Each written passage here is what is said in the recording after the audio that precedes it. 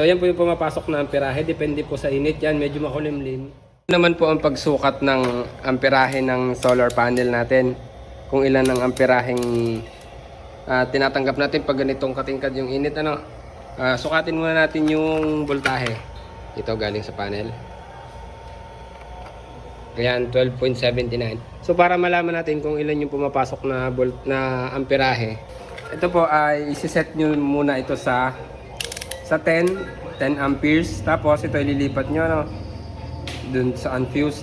Yan, sa max. Patanggalin nyo yung itong positive na galing sa solar panel.